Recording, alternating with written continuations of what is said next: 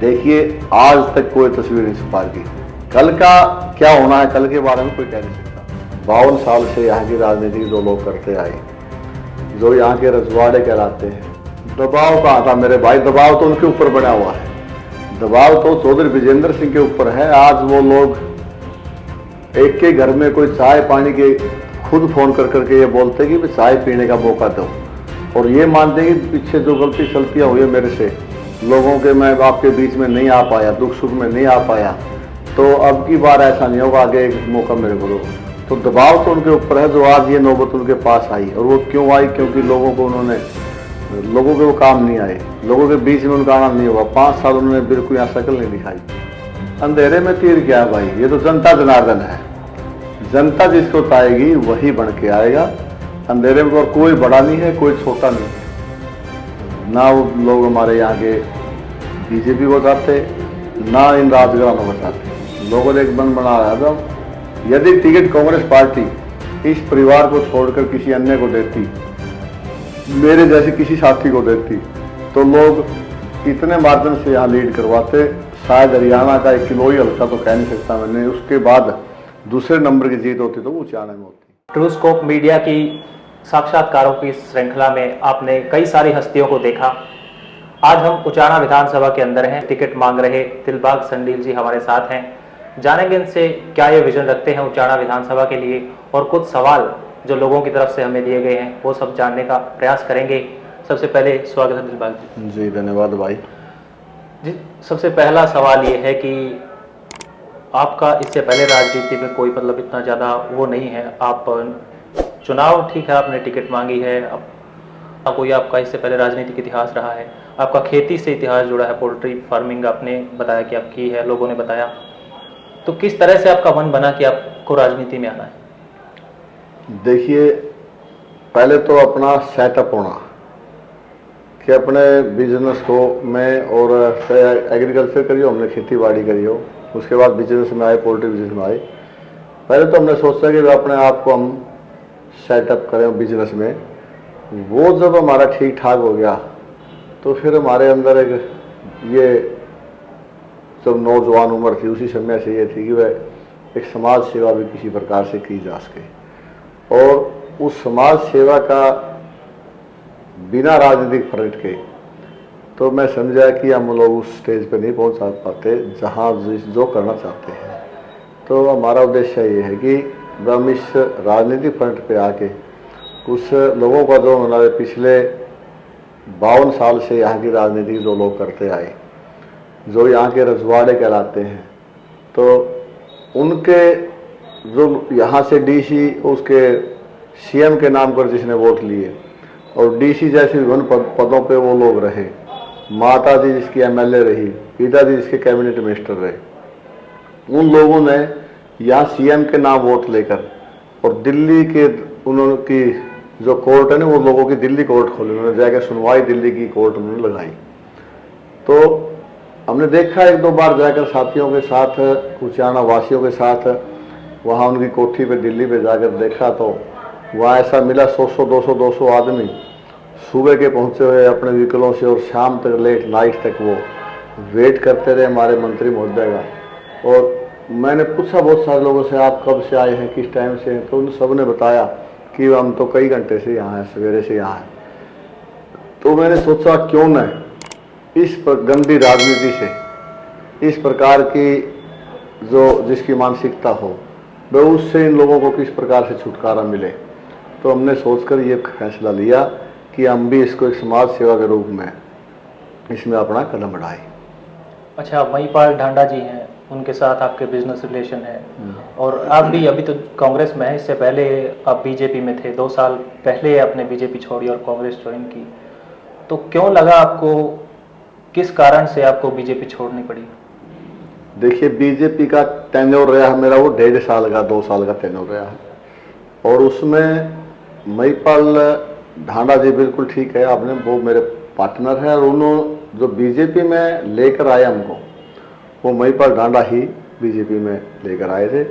छोड़ने का कारण ये रहा कि हमारे जो भाईचारा है, रिश्तेदार है, एरिया के लोग हैं, तो वो लोग बीजेपी पार्टी को नहीं चाहते थे। जैसे किसान आंदोलन की बात करें, किसान सड़कों पर बैठे थे, और तो पूरा हमारा जो किसान लोग हैं वो 13 महीने सड़कों पर धरने पर, दिल्ली में बैठे, यहाँ टोल पर बैठे। और इसी प्रकार जो हमारा आम गरीब तबका है, कमेरा वर्ग है, वो लोग भी बिल्कुल इससे सरकार की, बीजेपी सरकार की पॉलिसी से, चाहे वो PPID हो और चाहे अन्य पोर्टल पे जो भी इनकी पोर्टल की ID है, उन सबसे आम वर्ग था जो वो दुखी था, क्योंकि हमारे यहाँ वो फैसिलिटी नहीं है जो पोर्टल पे इन लोगों ने खोल रखे हैं। तो हमने सोचा कि भाई इस पार्टी में जब हमारे अपने नहीं चाहते, हमारे इलाके के, हमारे प्रदेश के लोग इस पार्टी को नहीं चाहते, तो हमारा रहने का यहाँ कोई फायदा नहीं है। इसलिए हमने ये फैसला लिए साथियों से बात करके कि क्यों इस पार्टी को हम छोड़ने का काम करें, और उस प्रकार से हमने उस पार्टी को, बीजेपी पार्टी को त्याग कर दिया। अच्छा, लोकसभा चुनाव होने से पहले ही यहाँ पे ब्रजेंद्र सिंह जी ने, जो पूर्व सांसद हैं हिसार से, उन्होंने बीजेपी छोड़कर कांग्रेस में जो है फिर से आ गए, और आपका जो विधानसभा क्षेत्र है उससे वो भी टिकट मांग रहे हैं। तो कितना आप दबाव, एक तरह से मैं कहूँगा कि महसूस कर रहे हैं कि पार्टी में आपको टिकट मिलेगी या नहीं मिलेगी? दबाव कहाँ था मेरे भाई, दबाव तो उनके ऊपर बना हुआ है। दबाव तो चौधरी ब्रजेंद्र सिंह के ऊपर है। आज वो लोग एक के घर में कोई चाय पानी के खुद फोन कर करके ये बोलते कि चाय पीने का मौका दो, और ये मानते कि पीछे जो गलती चलतियाँ हुई है मेरे से, लोगों के मैं आपके बीच में नहीं आ पाया, दुख सुख में नहीं आ पाया, तो अब की बार ऐसा नहीं होगा, आगे एक मौका मेरे को दो। तो दबाव तो उनके ऊपर है जो आज ये नौबत उनके पास आई। और वो क्यों आई? क्योंकि लोगों को उन्होंने, लोगों के वो काम नहीं आए, लोगों के बीच में उनका आना नहीं हुआ, 5 साल उन्होंने बिल्कुल यहाँ शक्ल नहीं दिखाई। तो दबाव तो आज उनके ऊपर है, बर्डन उनके ऊपर है। हमारे अंदर तो एक खुशी की लहर है, क्योंकि जनता ने उनको नकार दिया, जनता ने उनको रिजेक्ट कर दिया है, और आज जनता चाहती है कि हमारे जैसा अपना कोई हमारे बीच में आए और उसको हम भारी मतों से जिताकर विधानसभा भेजें, ताकि हमारी सेवा कर सके। अच्छा, जो पूर्व मुख्यमंत्री हैं हुड्डा साहब हैं, आपके पोस्टर्स पे हमने बहुत बार देखा है, हुड्डा साहब की तस्वीर होती थी, या मैं कहूँगा आज भी कई जगह पे होगी, लेकिन मैंने मोस्टली जगह पे देखा कि उनकी तस्वीर छुपा दी गई है। कारण क्या है उसके? नहीं, देखिए, आज तक कोई तस्वीर नहीं छुपा दी। कल का क्या होना है, कल के बारे में कोई कह नहीं सकता, क्योंकि जैसे कि अभी सुनने में आया है हमारे सभी चैनलों से और हमारे शीर्ष नेतृत्व से जो हमें आदेश मिले कि टिकट के मामले में टिकट होगी ब्रजेंद्र सिंह की। हम देखते हैं कि भाई टिकट यदि ब्रजेंद्र सिंह को पार्टी देती है तो उसके बाद कोई फैसला किस प्रकार से लिया जाए, क्योंकि जनता ने जब उनको नकार दिया तो हमारा उनके साथ लगना कोई जितना नहीं है, जो वो देख के किसी को खुश नहीं है, जलते हैं वो। तो इस प्रकार से मेरा मानना ये है कि जब जनता ही नहीं चाहती, पार्टी जब जबरदस्ती उनको टिकट देती है, और जो हमारे साथी सारे जो फैसला लेंगे उस फैसले के बेस पे फिर आगे हम बात करेंगे। अच्छा, जो विपक्षी पार्टियां हैं, आप कांग्रेस में हैं, बीजेपी के अंदर हैं देवेंद्र अत्री हैं, और इसके अलावा जेजेपी के अंदर हैं जो डिप्टी CM रहे हैं दुष्यंत चौटाला जी, तो इनका एक इतिहास रहा है, और मैं कहूँगा एक बड़े चेहरे भी हैं। तो अब कितना कंपटीशन लगता है आपको, कितने बड़े चेहरों के सामने लड़ना कितना मुश्किल है? नहीं, मुश्किल वाली कोई बात नहीं है।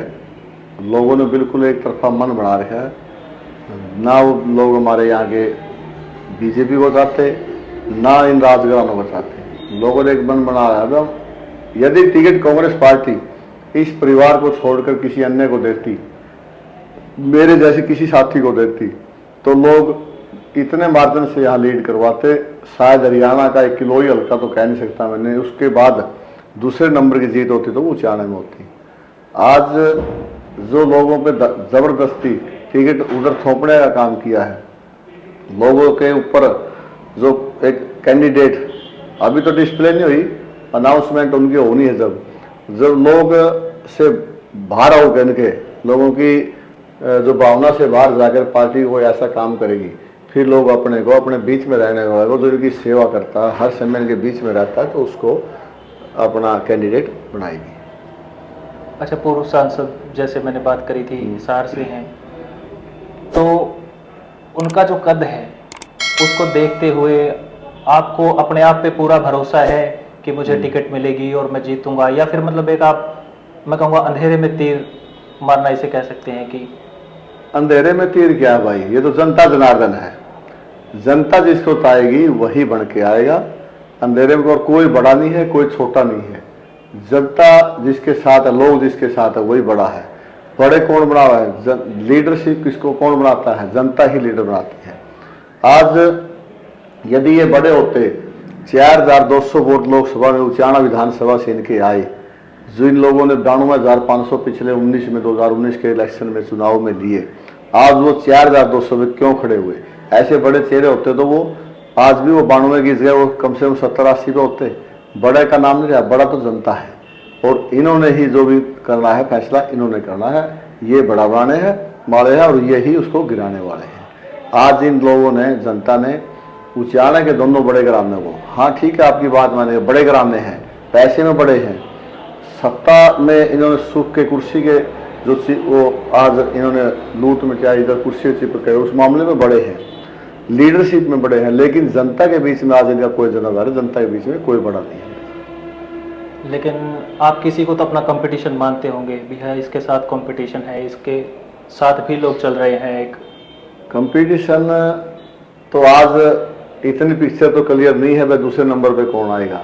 और मेरा मानना यह शायद कंपटीशन वाली कोई बात नहीं है।